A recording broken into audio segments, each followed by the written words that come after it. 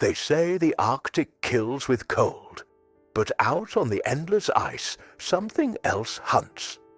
When a skilled Inuit warrior vanishes, his tribe follows his trail into a blinding white nightmare, discovering tracks left not by bears, but by horrors pale as snow, with claws like shards of ice and a hunger that echoes in the empty wind. Forget the cold. Surviving them is the real test. The sun bled crimson across the endless white, a low, weak smear against the bruised purple of the Arctic sky. It offered little warmth, only light enough to paint the jagged ice floes and sculpted snowdrifts in shades of fire and blood.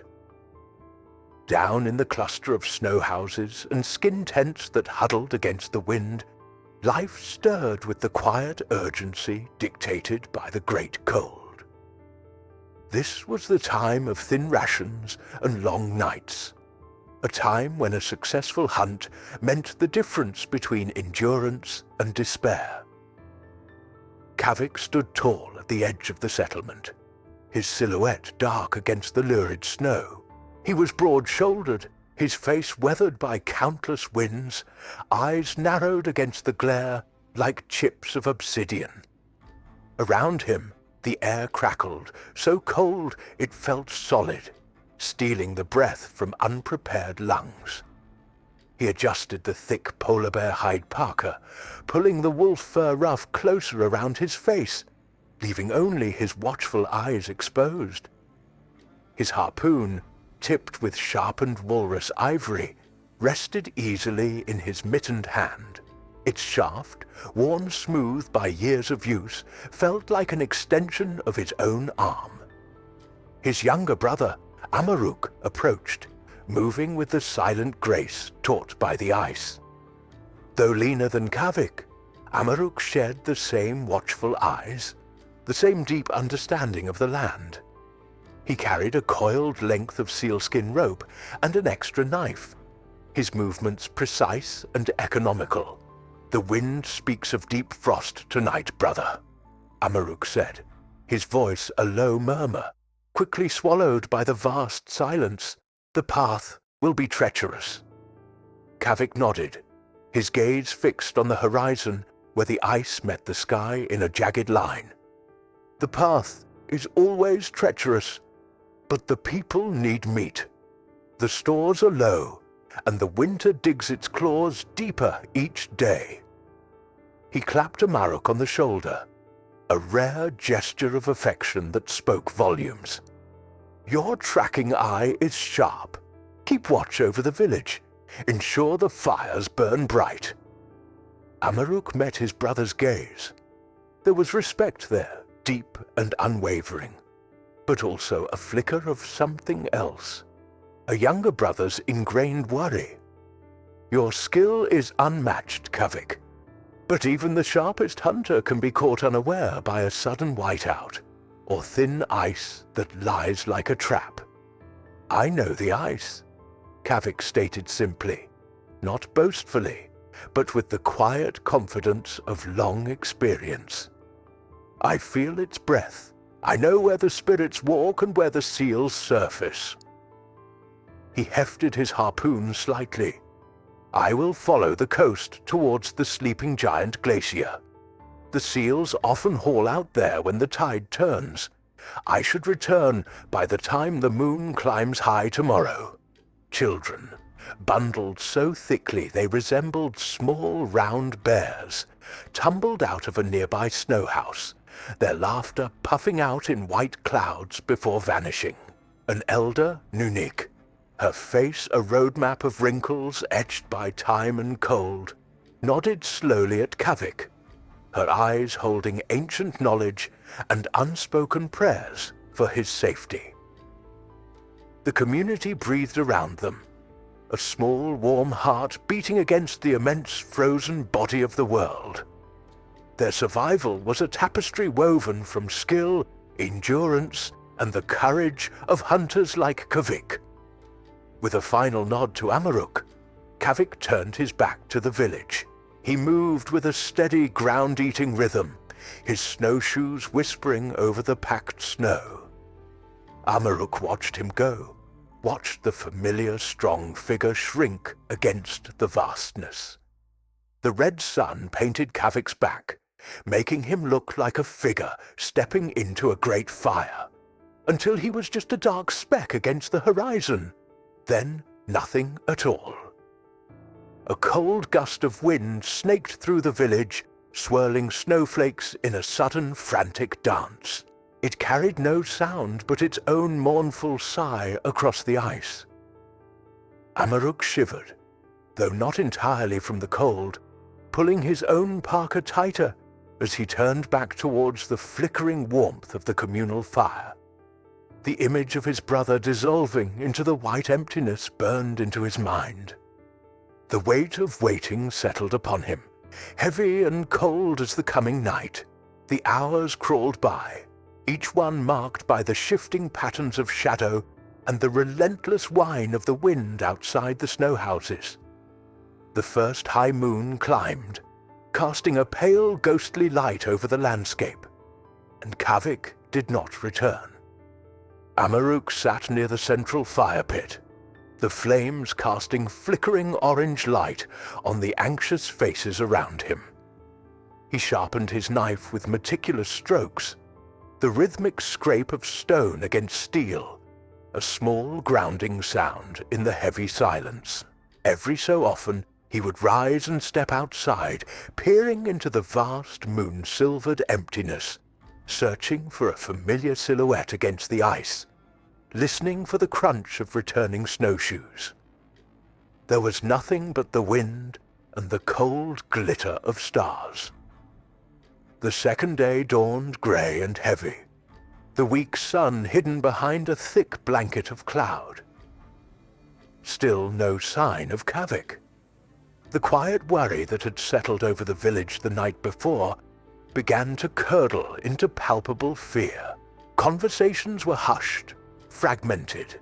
Eyes darted towards the entrance flap of the main lodge whenever the wind stirred it, hoping, then turning away disappointed. Children, sensing the unease, stayed close to their mothers, their usual boisterous games forgotten. The hunters spoke in low tones, discussing possibilities. A fall through hidden ice, a sudden vicious storm cell trapping him, an encounter with a desperate polar bear. Each scenario was grim, each plausible in this unforgiving land. Amaruk's gut tightened with a coldness that had nothing to do with the temperature. Kavik was too skilled, too careful, to simply vanish without a trace.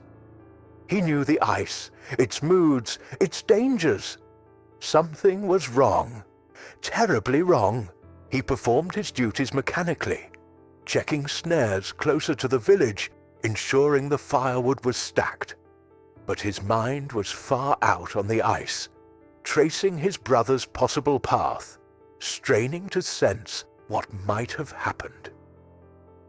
That evening, the elders gathered in the largest snow house, their faces illuminated by the flickering kullik lamps, fueled with seal oil. Nunik sat among them, her ancient eyes clouded with thought. Amaruk was summoned, along with Scylla, a younger, fiercely eager hunter known for his sharp eyes, and Kyle, a sturdy, quiet man renowned for his endurance. The air was thick with unspoken fear and the scent of burning oil. 2 days, stated the lead elder, his voice raspy. Kavik has not returned. The storm that passed yesterday was brief and far to the east of his path. No sign of bears has been reported near the glacier. He paused, letting the weight of his words sink in. We must consider other possibilities. A heavy silence fell. Nunik spoke, her voice thin but clear. There are stories, she began hesitantly. Old stories from the time of our grandfathers' grandfathers. Whispers of things that move in the deep cold, shadows that hunt when the aurora dances brightest. They say They are shaped like wolves, but walk like men, pale as the snowdrifts, silent as falling snow until they strike. Uneasy murmurs rippled through the small gathering. Most dismissed these as tales to frighten children, warnings against straying too far. But Nunik's solemnity, the genuine fear in her old eyes, planted a seed of doubt. "Superstition," Scylla scoffed, though his voice lacked its usual confidence. "Kavik is strong. He is likely injured, or perhaps his hunt took him further than expected." Amaruk stood, his jaw tight. "Waiting will not bring him back. Injured or trapped, he needs us, if something else." He trailed off, unwilling to voice the fear Nunik had given shape. "Whatever the cause, we must go. Now." His determination cut through the uncertainty. The lead elder nodded slowly. "A search party is necessary. Amaruk, you know Kavik's ways better than any. You will lead. Choose your companions wisely. Take only what is essential. Move fast, but be cautious. The great cold shows no mercy." Amaruk nodded curtly, relief warring with the heavy burden of command. He chose Scylla for his keen eyesight and energy, and Kale for his strength and stoicism. Nunik offered him a small pouch of dried herbs. "For strength, and perhaps," she whispered, her eyes meeting his significantly, "for clarity of sight against deception." They gathered meager supplies, dried fish, blubber for fuel, extra hides, ropes, knives, and spears. The weight of their task settled upon them, a physical pressure in the chest. As they prepared to leave, the entire village emerged from their homes, their faces etched with worry and hope. Amaruk met the eyes of Kavik's wife, saw the silent plea there, and gave a single, determined nod. He would find his brother. He had to. Under the first pale light of dawn, the small group stepped out from the relative warmth and safety of the village, away from the smoky scent of the fires, and into the vast waiting silence of the white world. The wind cut sharp, tasting of ice and distance. Behind them, the village watched until they were three small figures merging with the endless landscape, swallowed by the cold immensity. The search had begun. The world was white, blindingly, endlessly white. Snow stretched to every horizon, broken only by the occasional pressure ridge of jagged blue ice thrusting upwards like frozen teeth, or the dark slash of open water far out at sea. The sun, a pale disk in the grey sky, offered no direction, only a diffused shadowless light that made judging distances treacherous. The wind was their constant companion, a relentless sculptor of drifts, a thief of warmth, and a wiper of tracks. Amaruk led the way, head down, eyes scanning the surface of the snow with an intensity that burned. Finding Kavik's trail was like searching for a single strand of sinew in a blizzard. His brother was a master of light travel, leaving minimal signs, but Amaruk knew his stride, the way he favored his left leg slightly on uneven ground, the specific pattern of his snowshoes. He cast back and forth, patient and methodical, ignoring the sting of the wind-driven snow against his exposed cheeks. Behind him, Scylla fidgeted, his sharp eyes darting everywhere, eager but impatient. He pointed frequently. "There, is that a mark?" Often mistaking wind-scoured ice or a fallen piece of frost for a sign, Kale moved steadily, his silence as vast as the landscape, conserving his energy, his presence a quiet anchor to the small group. Nunik, though not officially part of the search party, had insisted on accompanying them for the first part of the journey, her knowledge of the terrain near the village invaluable.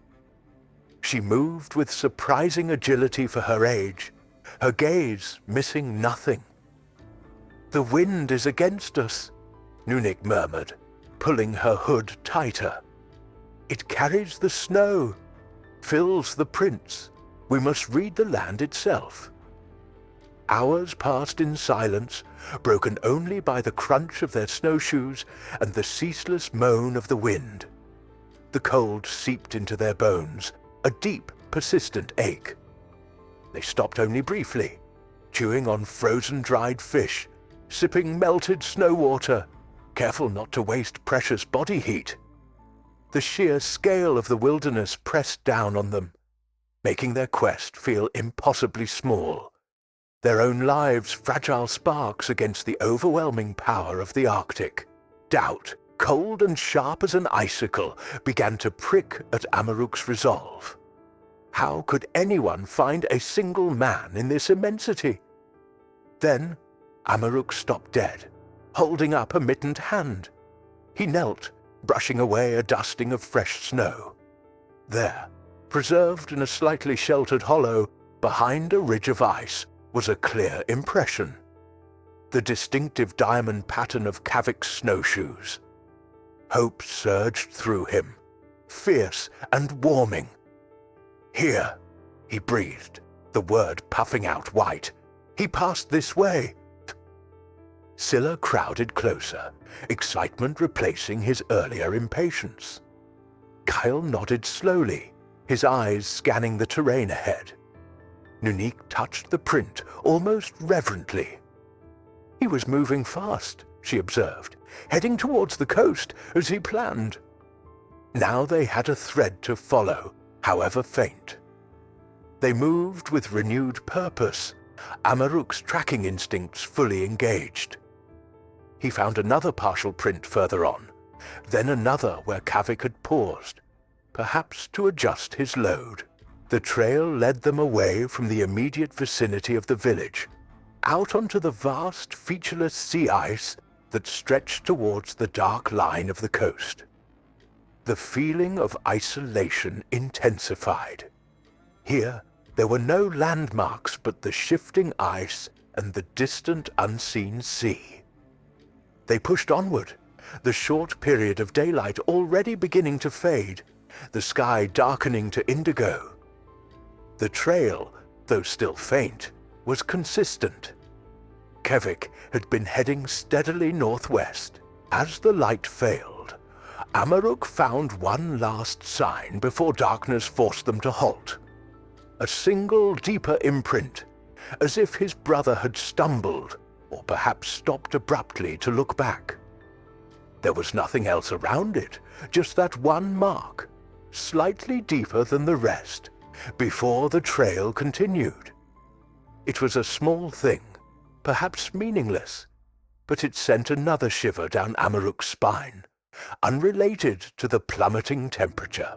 As they prepared to make a rough camp, digging a shallow pit in the snow and building a wall against the wind, Amaruk scanned the endless white plains surrounding them, now bathed in the ethereal glow of the rising moon. Was Kavik looking back at something, or for something? The faint track led onward, deeper into the vast, silent wilderness, pulling them further from safety with every step. The meager light of the new day revealed a landscape unchanged, white, vast, and indifferent. They broke their Spartan camp quickly, the cold biting deeper than the day before. Amaruk picked up Kavik's trail again, though the wind during the night had done its best to erase it. He relied now on subtle disturbances in the snowpack, the faintest depressions, the memory of his brother's gait. It was slow, painstaking work. Hours later, cresting a low rise, Scylla pointed, his voice sharp with discovery. "Look, ahead!" Below them, nestled in a drift, were the clear signs of a temporary camp, a shallow depression where someone had sheltered, a few scattered ashes suggesting a small, brief fire, quickly extinguished, and Kavik's snowshoes leaned against a block of ice. Relief washed over Amaruk, so potent it almost buckled his knees. He was alive. He had stopped here. He quickly scanned the area, expecting to see Kavik nearby, perhaps tending a snare or returning from scouting. But there was no one, only the wind whispering over the empty snow. They descended cautiously. Amaruk examined the campsite minutely. It looked wrong, hasty. Kavik was meticulous, even in temporary shelters. This felt rushed, almost panicked. The fire seemed to have been put out abruptly, not allowed to die naturally. And why leave his snowshoes? No hunter would abandon their snowshoes on the open ice unless forced to move incredibly quickly, or unless something was terribly wrong. Something scared him, Kale murmured, his deep voice quiet but certain. He pointed towards the edge of the camp depression. Amaruk followed his gaze, and the blood ran cold in his veins. Leading away from the camp, alongside the deep struggling footprints of someone not wearing snowshoes, Kavik running, were other tracks. Tracks unlike anything Amaruk had ever seen.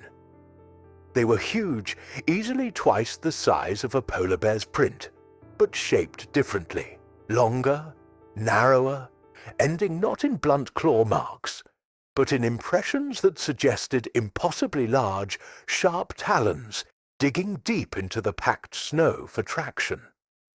The stride was immense, inhumanly long, and they hadn't approached the camp.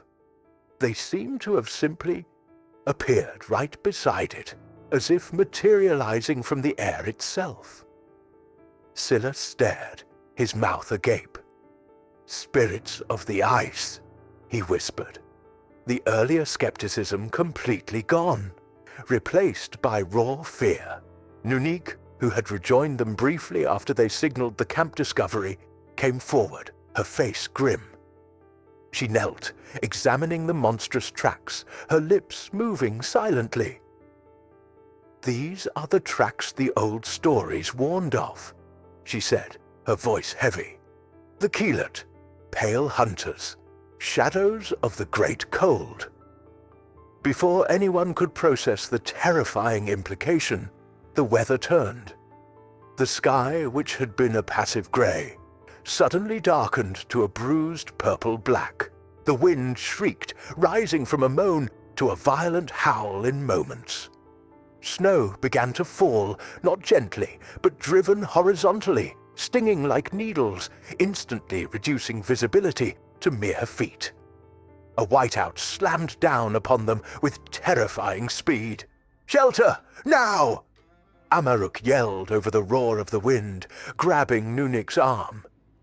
They stumbled blindly, Kale and Scylla close behind, searching desperately for any kind of protection. They found a deep drift banked against a large pressure ridge. Not a cave, but a deep hollow, offering some respite from the main force of the wind. They huddled together, backs pressed against the ice, pulling hides over themselves as the storm raged around them, a deafening white chaos. Trapped in their cramped, freezing shelter, the silence was broken only by the shriek of the wind and their own ragged breathing. The image of those monstrous tracks burned behind Amaruk's eyelids. Kavik running, terrified without his snowshoes, and those things appearing beside him out of nowhere. Nunik's words echoed in his mind, pale hunters. He thought of the legends dismissed as folklore, the whispers hushed around winter fires. Now, confronted with the impossible evidence, trapped by the sudden fury of the storm, the fear was no longer a vague unease. It was a cold, sharp certainty knotting itself deep within him. They weren't just looking for Kavik anymore. They were tracking something else now. Or perhaps something else was tracking them. The whiteout passed as abruptly as it had arrived, leaving behind a world reshaped. Drifts were carved into new, fantastic shapes, and a fresh, unmarked blanket of snow covered everything, smoothing over the harsh realities that lay beneath. But the cold remained, sharper now, biting through their layers of fur and hide. They emerged from their cramped shelter, stiff, cold, and deeply unsettled. Nunik, weakened by the ordeal, reluctantly agreed to turn back. Escorted by Kyle for the first part of her journey towards the village, while Amaruk and Scylla pressed on. The weight of knowledge she carried felt heavier than her years. Amaruk cast about desperately, trying to pick up the trail again. The fresh snow had obliterated the distinct edges of the monstrous tracks near Kavik's abandoned camp. But the sheer depth and size of the impressions remained faintly visible beneath the new layer, like bruises on the white skin of the landscape. Kavik's running footprints were harder to discern, but Amaruk's tracker's eye caught faint disturbances, compressions in the snow heading away from the camp at a desperate angle. He followed them, Scylla close behind, his earlier fear now manifesting as a hyper-alertness, his spear held ready.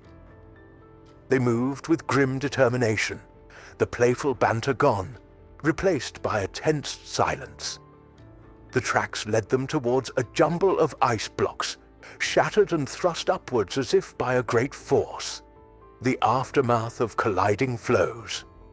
It was a chaotic maze of sharp angles and shadowed crevices.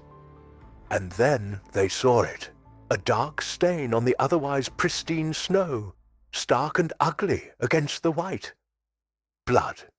Not a lot, but enough to confirm violence. Nearby, more signs of a desperate struggle.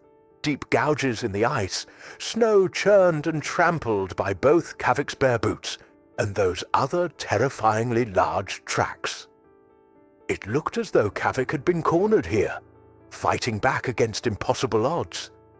Amaruk's heart hammered against his ribs, a painful, heavy beat. He searched frantically for any sign of his brother, any clue to his fate. Scylla let out a sharp hiss, pointing towards a jagged shard of blue ice. Snagged on its razor edge, fluttering slightly in the ever-present wind, was a tuft of fur.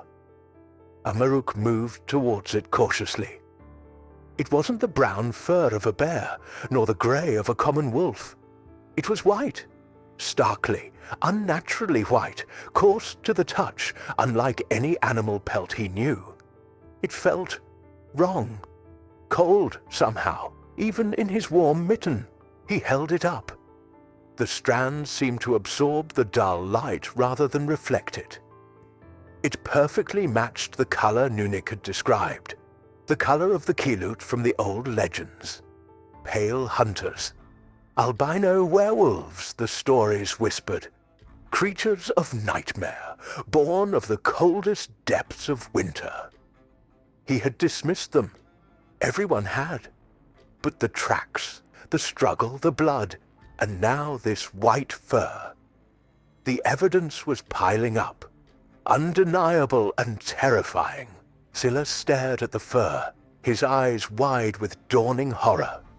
"It's true then," he breathed, his voice barely audible. "The stories, they're real." Amaruk felt a cold dread seep into him, far colder than the Arctic air. His brother hadn't just been attacked by a natural predator. He had stumbled into a legend, a living nightmare walking the ice. The goal of their search shifted once again. Finding Kavik alive felt increasingly unlikely. Now, survival seemed paramount. Survival, and understanding the nature of the horror they had followed into this desolate place. He looked at the tracks leading away from the struggle, the huge clawed prints moving with predatory confidence, leaving no sign of Kavik alongside them. Where had they taken him? Or had they simply left him here, beneath the snow? Amaruk clenched his fist around the coarse white fur, the sharp edges of reality cutting into him. The legends were awake, and they were hunting. Darkness fell swiftly, the brief Arctic day surrendering to a long, deep night. The temperature plummeted, the air so cold it felt brittle, threatening to crack like ice. Amaruk and Scylla knew they had to make camp, conserve their energy, try to rest despite the gnawing fear.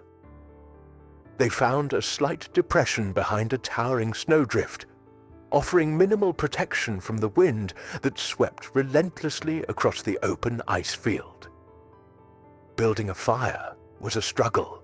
Their hands were numb, the blubber frozen solid, the tinder reluctant to catch. Finally, a small sputtering flame sprang to life, casting a pathetic circle of flickering orange light against the overwhelming dark. It pushed back the shadows only a few feet, leaving the vastness beyond untouched and menacing. They huddled close, chewing mechanically on strips of dried fish, the silence between them thick with unspoken terror. Every creak of the ice, every sigh of the wind sounded like a threat. Amaruk stared into the flames, the image of the white fur, the blood, the monstrous tracks replaying in his mind. Kilut, albino werewolves. The words felt alien, impossible, yet the evidence was undeniable. What were they? Spirits? Twisted beasts? How could such things exist? He thought of Kavik, his strong, capable brother, facing such a horror alone. Guilt and grief warred with a rising tide of fear for their own safety. Scylla fidgeted constantly, his head snapping up at every sound, his spear never leaving his hand. His youthful confidence had evaporated, replaced by raw, undisguised fear. Do you think they're still out there?" he whispered, his voice tight. "They left tracks," Amaruk replied grimly. "They are somewhere on this ice." He didn't add, "And they know we are following." They fell back into silence, the small fire crackling, the wind moaning its endless, desolate song. Amaruk felt exhaustion weighing him down, his eyelids heavy, but sleep felt dangerous, impossible. He forced himself to stay alert, scanning the perimeter of their meager firelight, listening. Then it came. It started low, a deep rumble that seemed to vibrate up from the ice itself, then rose into a long, terrifying howl that ripped through the stillness of the night. It was not the howl of any wolf Amaruk had ever heard.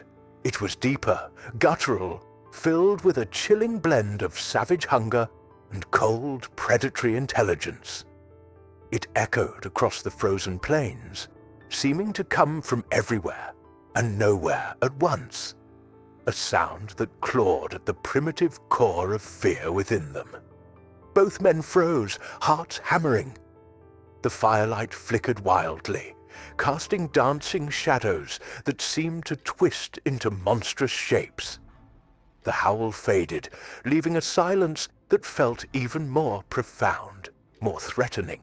Amaruk gripped his spear, knuckles white, straining his eyes into the oppressive darkness beyond their small circle of light. Scylla pressed back against the snowdrift, his breathing ragged. Suddenly, Amaruk caught a flicker of movement at the very edge of the firelight. Something huge, pale, indistinct. It was there for only a fraction of a second. A massive shoulder, a suggestion of powerful limbs covered in shaggy white fur, before it melted back into the blackness as silently as it had appeared. It hadn't made a sound, apart from that soul-chilling howl that still seemed to hang in the frozen air. Amaruk didn't move, didn't breathe, his gaze locked on the spot where the shape had been. It was real. It was close. It had announced its presence, letting them know they were being watched, toyed with. The fire suddenly felt pitifully inadequate, their spears like children's toys against the unseen nightmare that stalked the ice just beyond the light.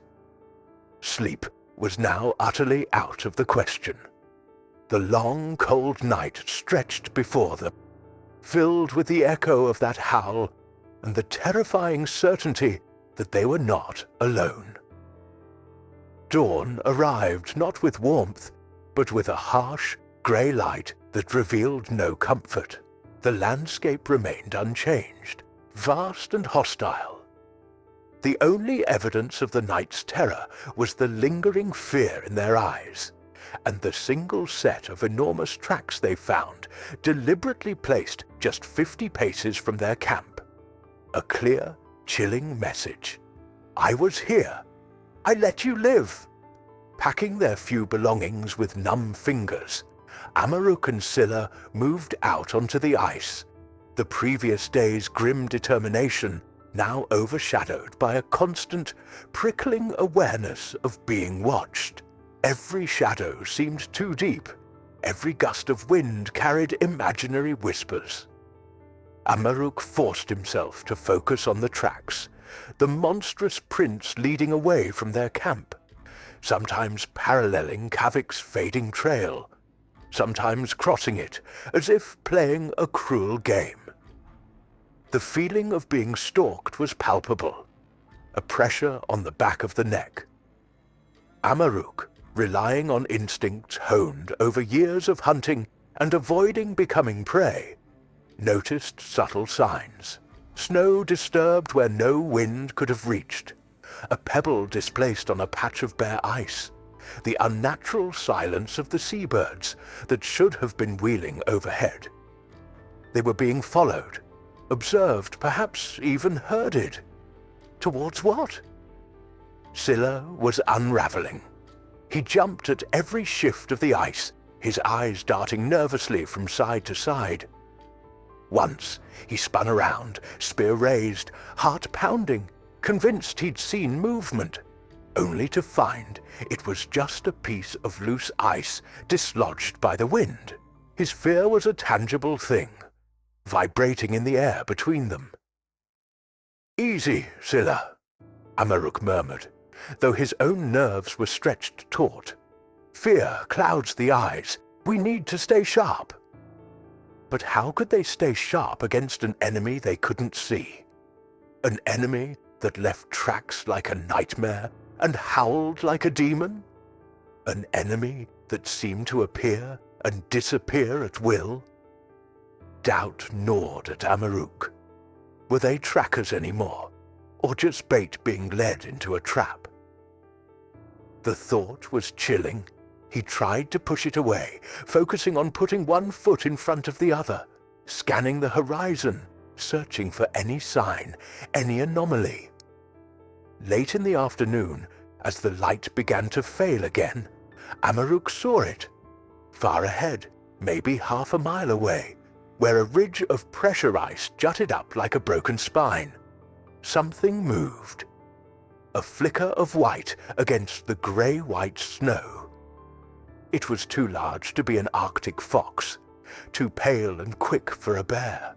It paused for a moment, a distinct silhouette against the skyline, massive shoulders, a suggestion of a hunched posture, before melting back behind the ice ridge. It wasn't his imagination. It was there, and it was heading in the same direction they were, seemingly waiting for them. Amaruk's hand tightened on his spear. The feeling of being herded intensified. Whatever this creature was, it wasn't just following. It had a purpose, a destination in mind for them, and the certainty grew within him, cold and hard, that they were walking willingly into its jaws. The silence of the stalker was almost worse than the howl. It spoke of patience, intelligence, and terrifying confidence. The vast emptiness of the Arctic suddenly felt crushingly small, closing in around them. The wind rose again as dusk deepened, carrying fine, stinging particles of ice that cut visibility and numbed exposed skin. The temperature, already brutal, dropped even further. Pushing on into the night, especially knowing they were being followed, was suicide. They needed shelter, desperately. Ahead, Amaruk spotted a dark shadow against the base of a large ice formation. Potentially a shallow cave or overhang, sculpted by wind and time. "There," he said, pointing. "We'll shelter there for the night." Scylla nodded mutely, his face pale and drawn. They stumbled towards it, legs heavy with fatigue and dread. The opening was narrow, leading into a surprisingly deep cavity carved into the ancient ice. It wasn't warm, but it offered respite from the relentless wind. Inside, the silence was profound after the constant howl outside. They sank down onto the icy floor, the sudden cessation of wind noise almost deafening. For a few precious moments, relief washed over them, a fragile barrier between them and the hostile world. Amaruk began preparing to light a small lamp, his movements sluggish with cold. Scylla leaned his head back against the slick, frozen wall, closing his eyes. The relief was short-lived. A low sound vibrated through the ice floor, a heavy sniffing. Both men froze instantly, every nerve ending screaming. The sound came again, louder, right outside the narrow entrance, followed by a scraping noise, like massive claws dragging against the ice. Amaruk slowly reached for his spear, his heart pounding against his ribs so hard he thought it might crack them. Scylla's eyes snapped open wide with terror. Slowly, blocking the already dim light from the entrance, a shape began to emerge. First, a huge furred snout, nostrils flaring as it tested the air within the cave. Then, massive shoulders covered in thick, shaggy white fur, bunching as the creature squeezed itself into the narrow opening. Its sheer bulk filled the entranceway. Two eyes burning with a cold yellow luminescence fixed on them in the near darkness. They weren't the eyes of a mere beast. They held a chilling ancient intelligence, a predatory focus that stripped away any remaining doubt about the nature of their pursuer. Amaruk could see the glint of enormous teeth, stained faintly darker than the surrounding white fur. The creature let out a low growl, a deep-chested rumble that vibrated in the confined space. It lowered its head slightly, testing the entrance further, its claws scrabbling for purchase on the icy threshold. They were trapped, completely, utterly trapped. The cave that had promised safety was now a cage, and the monster stood at the door. Amaruk and Scylla instinctively pressed back against the rear wall, spears held defensively, though they knew the weapons were hopelessly inadequate against such size and power. Amaruk shouted, a desperate guttural sound, thrusting his spear forward as a threat. Scylla yelled incoherently beside him. The creature paused, its glowing eyes narrowed. It seemed to consider them, its massive head cocked slightly. It sniffed the air again, then, with unnerving deliberation, it withdrew slightly from the entrance. It didn't leave. They could still hear its heavy breathing just outside, feel its immense presence dominating the space beyond their icy prison.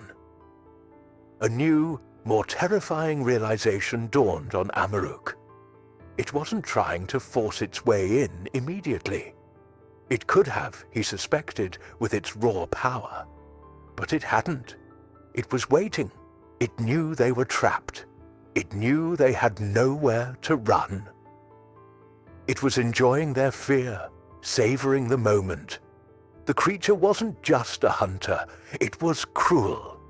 They were cornered, besieged by a nightmare made real, with the certain knowledge that it was still out there, patient and deadly, just beyond the narrow opening of their icy tomb. The fragile hope of shelter had turned into the suffocating certainty of a trap.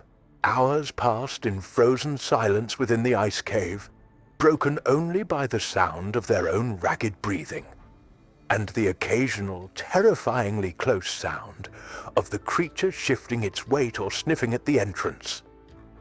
The cold was absolute, seeping into their marrow, but the fear was colder still. Hope had withered. They were trapped, waiting for the monster outside to decide their fate. Staying meant freezing or starving. Leaving meant facing the beast. As the first hint of grey light began to seep into the cave mouth, signaling the reluctant dawn, Amaruk knew they couldn't wait any longer. Their only chance, however slim, was to make a break for it. He met Scylla's eyes in the dimness. The younger man's face was a mask of terror, but he nodded, understanding there was no other choice. "Wait for my signal," Amaruk whispered, his voice hoarse. "When I move, run. Don't look back. Just run." He took a deep breath, trying to calm the frantic hammering in his chest. He listened intently. Silence from outside. Was it gone? Or just waiting, patiently? He tightened his grip on his spear, muscles coiled like frozen springs. "Now!" Amaruk burst from the cave entrance, yelling, spear held high, hoping to startle the creature, gain a precious second. Scylla scrambled out right behind him. The world exploded in a blur of white fur and savage motion. The creature hadn't been waiting patiently. It had been poised, anticipating their move. It moved with impossible speed, a massive, pale shape uncoiling from the shadows beside the entrance. It ignored Amaruk's initial lunge, its burning yellow eyes fixed on Scylla, the slower, more panicked prey. Before Amaruk could react, before Scylla could even bring his spear fully to bear, the creature struck. A massive paw, tipped with claws like obsidian daggers, swiped through the air. Scylla screamed, a thin, choked sound, as the blow caught him across the chest, hurling him backwards into a snowdrift with sickening force. Amaruk roared, grief and fury momentarily eclipsing his fear. He thrust his spear towards the creature's flank, but it sidestepped with astonishing agility, turning its horrifying head towards him, jaws snapping, saliva freezing in crystalline droplets in the frigid air. It lunged. Amaruk barely dodged, stumbling back, feeling the wind of its passage, smelling its rank, cold breath. He knew he couldn't fight it head-on. It was too fast, too strong. He scrambled backwards, desperation fueling his movements, trying to put distance between himself and the snapping jaws. He saw Scylla lying crumpled in the snow, unnaturally still, a dark stain spreading rapidly across the front of his parka, turning the pristine white snow beneath him a horrific, steaming red. The sight shattered something inside Amaruk. Grief, raw and agonizing, threatened to paralyze him. The creature turned its attention back to Amaruk, taking a step towards him, growling low in its chest. It seemed almost contemptuous, assured of its victory. In that split second, Amaruk remembered Nunik's pouch of herbs. A desperate idea sparked. He fumbled inside his parka, pulling out the small sealskin pouch. With a prayer to spirits he wasn't sure he believed in, he flung the contents, dried, pungent leaves and powders, directly at the creature's face. The effect was instantaneous. The creature recoiled with a startled snarl, shaking its massive head, momentarily blinded or irritated by the strong scent. It wasn't much, but it was the opening Amaruk needed. He didn't run away. He scrambled towards Scylla, grabbing the front of his parka, and hauled him backwards, dragging his limp body away from the momentarily distracted monster, leaving a smeared red trail on the snow. He dragged Scylla behind a large block of ice, collapsing beside him, heart threatening to burst. The creature, recovering quickly, let out a furious roar, but didn't immediately pursue. Perhaps the herbs were more irritating than he'd thought, or perhaps it simply knew its prey was wounded. Crippled, Amaruk looked down at Scylla. The young hunter's eyes were open, staring blankly at the grey sky. The light had gone out of them. Amaruk choked back a sob. They had failed. He had failed. Scylla was dead. Kavik was likely dead. And the monster was still out there, wounded perhaps only in its pride, but very much alive. He huddled behind the ice block, clutching Scylla's lifeless form, the red snow vividly staining his own parka, the vast cold indifference of the Arctic pressing in on him. Despair washed over him, cold and absolute. All seemed lost. Amaruk remained hidden behind the ice block for what felt like an eternity, the silence broken only by the whisper of the wind and the frantic pounding of his own heart. The creature did not immediately press its attack. He could hear it moving nearby, a heavy crunching on the snow, punctuated by low, angry growls, but it kept its distance. Was it wounded, or merely assessing? He didn't dare look. He gently closed Scylla's staring eyes, whispering a traditional prayer for safe passage to the spirit world, his voice thick with grief. The vibrant, eager young hunter, silenced forever on this desolate ice. The waste of it felt like a physical blow. He was alone now, utterly alone against a monster from the oldest, darkest legends. Despair was a suffocating blanket, threatening to extinguish the last embers of his will to survive. What was the point? Kavik was gone. Scylla was gone. How could he possibly face that beast, let alone find his way back to the village?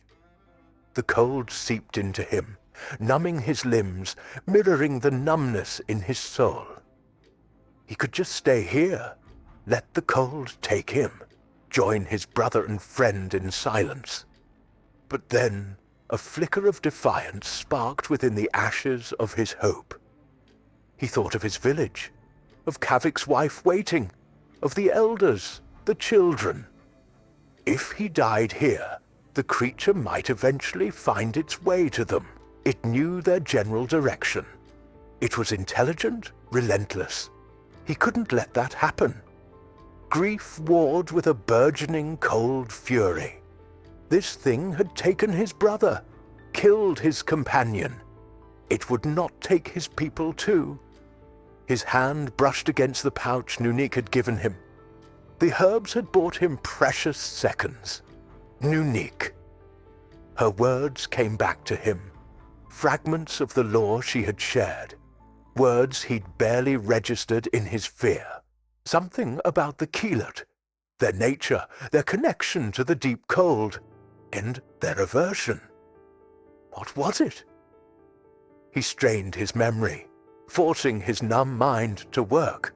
They are born of the deep ice, Nunik had whispered, but they fear the water beneath.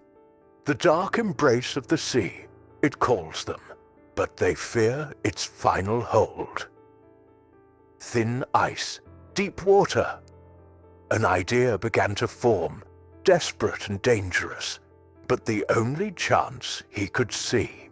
Not far from here, perhaps a day's hard travel if he remembered the coastal charts correctly, lay the mouth of the great river where it met the frozen sea. The currents there were strong, even in winter, often keeping the ice thinner, more treacherous, especially near the center channel where the fresh river water mixed with the salt. Could he lure it there? Could he use the creature's own hunting ground, the ice itself, against it? It was an insane gamble. He was wounded in spirit, exhausted, alone.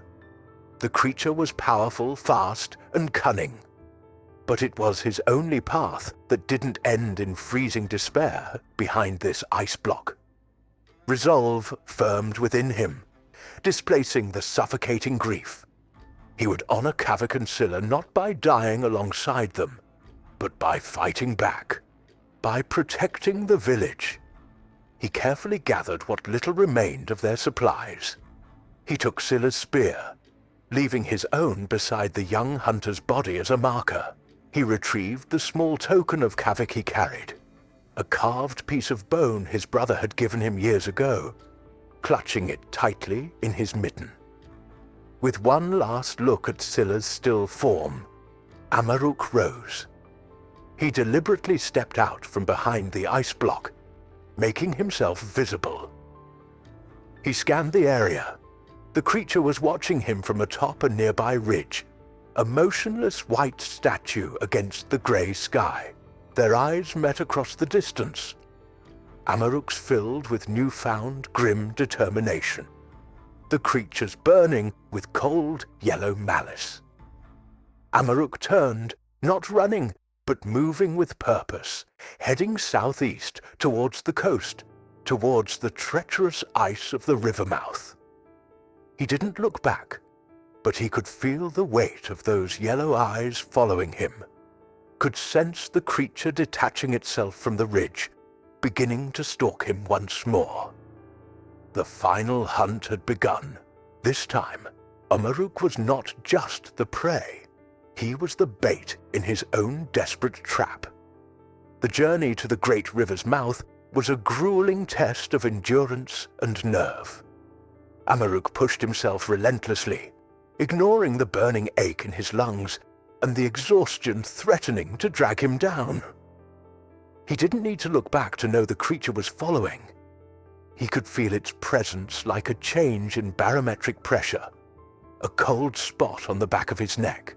Sometimes he would catch a flicker of white movement far behind him, or off to the side, always keeping pace, never closing the distance too quickly. It was playing with him, confident in its superiority, letting him lead it exactly where he wanted it to go. Or so Amaruk desperately hoped. He reached the coastline as the weak sun began its descent, painting the ice in shades of grey and violet. Before him lay the vast expanse of the frozen river mouth, merging with the sea ice. Even from the shore, he could see the subtle signs of instability Nunik had spoken of. Darker patches suggesting thinner ice, faint lines radiating outwards like cracks in porcelain. The almost imperceptible heave of the surface, hinting at the powerful currents flowing beneath. This was the place. Amaruk didn't hesitate. He stepped onto the river ice, his snowshoes distributing his weight. Testing each step cautiously, he headed deliberately towards the center, where the ice looked darkest, most treacherous. He carried Scylla's spear in one hand, his own knife loosened in its sheath. He stopped roughly in the middle of the wide expanse, turned, and waited. The wind whipped around him, pulling at his parka, carrying the scent of salt and deep, cold water. The silence was immense, broken only by the wind's cry and the occasional ominous groan or crack from the ice beneath his feet. He stood alone on the vast, unstable stage, waiting for the final act. It came not as a rush, but as a deliberate, menacing approach. The albino werewolf emerged from the snowy banks onto the ice, its massive form stark white against the darkening surroundings. It moved with an eerie grace for its size, its huge paws spreading its weight, its yellow eyes fixed on Amaruk with predatory intensity. It padded towards him, closing the distance, radiating an aura of absolute power and ancient cold. Amaruk held his ground, forcing his fear down, channeling it into icy focus. He gripped the spear tighter. The creature stopped about 20 paces away, lowering its head slightly, a low growl rumbling in its chest. It was assessing him, perhaps sensing the subtle shift from fleeing prey to defiant opponent. Then it charged. A blur of white fury launched across the ice. Amaruk didn't try to meet the charge head-on. He sidestepped at the last possible second, thrusting Scylla's spear not at the creature's thick hide, but sharply downwards into the ice just in front of its path. The spearhead bit deep, sending spiderweb cracks radiating outwards. The werewolf roared in surprise and fury as the ice sagged beneath its front paws. It stumbled, catching itself, its immense weight causing the cracks to widen with alarming speed. It swiped at Amaruk, claws tearing through the air where he had been moments before. Amaruk scrambled back, using his knowledge of balance on ice, staying light on his feet. The dance began, a deadly ballet on a breaking stage. Amaruk never stood still, constantly moving, forcing the heavier creature to shift its weight, putting pressure on the weakened ice. He used the spear defensively, jabbing at the ice around the beast, creating more cracks, widening existing ones, forcing it onto thinner and thinner patches. The werewolf, enraged and perhaps unused to prey, fighting back so cunningly, lunged and swiped, its power terrifying, but its weight its enemy on this treacherous ground. The ice groaned louder, protesting the abuse. Dark water began to well up in some of the larger cracks, slick and black. The creature roared again, a sound of frustration now mixed with something else, a hint of the fear Nunik had spoken of.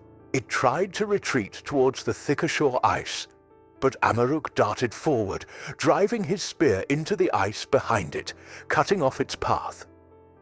Enraged, the werewolf lunged one last time, ignoring the cracking ice, jaws snapping, aiming to tear Amaruk apart. Amaruk met the charge, not with force, but with agility. He dropped low, letting the creature's momentum carry it over him. And as it passed, he drove his knife upwards, finding a softer spot beneath its jaw, aiming for the throat. The blade sank in. The creature howled, a strangled, agonized sound, thrashing wildly. Its massive weight landed heavily on a section of ice already fractured beyond saving. With a sound like tearing cloth writ large, the ice gave way. The werewolf plunged into the black, freezing water beneath, its terrifying howl cut short by the icy shock. It thrashed violently, huge claws scrabbling uselessly at the slick edges of the hole, yellow eyes wide with primal terror. The powerful current gripped it, pulling it down, dragging it under the surrounding ice sheet. For a moment, its massive head surfaced again, jaws snapping, before it was inexorably pulled under, vanishing into the dark embrace it feared. Amaruk scrambled back from the churning hole, heart pounding, breath tearing at his raw throat. He stood on the heaving ice, shaking uncontrollably, watching the black water slowly still, leaving only broken shards of ice bobbing on the surface. It was over. The monster was gone, swallowed by the river, by the cold dark it embodied. Victory. But the cost. The faces of Kavik and Scylla flashed before his eyes. He was alive, but the price had been terribly high. Amaruk stood alone on the groaning river ice for a long time, the adrenaline slowly draining away, leaving behind a bone-deep weariness and profound grief. The wind howled around him, seeming to mourn the dead or perhaps celebrating the fall of the ancient terror. The black water swirled where the creature had vanished, already beginning to crust over with new ice, sealing the nightmare beneath. He retrieved Scylla's spear from where it stuck in the ice, the haft slick with frozen spray. He looked back towards the shore, then forced himself to turn north, towards the place where Scylla lay.